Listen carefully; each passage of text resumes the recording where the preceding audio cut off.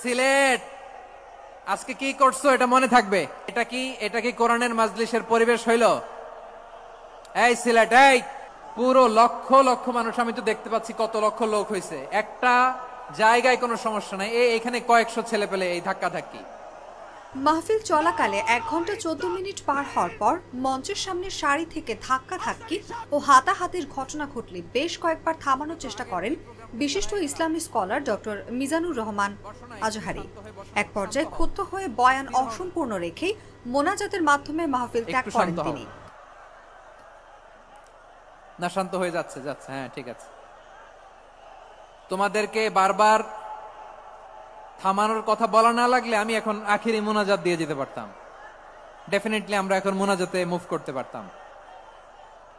শনিবার রাতে Sylhet MC college মাঠে আঞ্জুমানে খেদমতের আয়োজিত তাফসিরুল কুরআন মাহফিলে এই ঘটনা ঘটে। পুরো লক্ষ লক্ষ মানুষ, আমি তো দেখতে পাচ্ছি কত লক্ষ লোক হয়েছে, একটা জায়গায় কোনো সমস্যা নাই, এখানে কয়েকশো ছেলে পেলে এই ধাক্কা ধাক্কি। প্রত্যক্ষদর্শীরা জানায় আজহারির বয়ান চলাকালে মাহফিলের একদম সামনে কিছু লোক ধাক্কা ধাক্কিতে লিপ্ত হয়। মাইকে কয়েক দফায় অনেকবার অনুরোধ করেও পরিস্থিতি শান্ত করতে না পেরে এক পর্যায়ে মিজানুর রহমান আজহারি বিরক্ত হয়ে বক্তব্য শেষ না করেই দোয়া পড়ে বিদায় নেন। কি করতেছো তোমরা? এগুলো কি করতেছো? না নিজে শুনতে পারতেছো, না অন্যকে শুনতে দিচ্ছ, না আমাকে বলতে দিচ্ছ। কি করতেছো তোমরা? এগুলো কি করতেছো? একটু শান্ত হও না, শেষ করে দিচ্ছি, শান্ত হও। এ সময় আজহারি বলেন, কুরআনের মাহফিলে এরকম বাধা দিত আবু জেহেলের উত্তরসূরিরা। সিলেটবাসী শাহজালাল শাহপরানের উত্তরসূরি, তারা এরকম কেন করছে বলেও প্রশ্ন ছোড়েন তিনি। অনুভা বিশ্বাস, জাগো নিউজ। অথবা যে যেভাবে আছো দাঁড়িয়েও তো আমরা ওয়াজ শুনি, তাই না? দেখা লাগবে, এটা জরুরি। আরে মোবাইলের মধ্যে তো নাম লিখে সার্চ দিলেই সবারে দেখা যায়, ঠিক কিনা?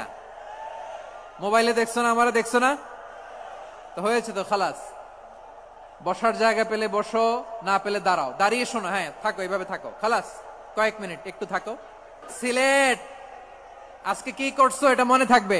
আল্লাহুম্মা আমিন। ইন্নাকা আনতাস সামিউল আলিম ওয়া তুব আলাইনা ইয়া মাওলানা ইন্নাকা আনতাত তাওয়াবুর রহিম। সুবহান রাব্বিকা রাব্বিল ইজ্জাতি আম্মা ইয়াসিফুন ওয়া সালামুন আলাল মুরসালিন واجعل آخر كلامنا عند الموت لا إله إلا الله محمد رسول الله صلى الله عليه وسلم.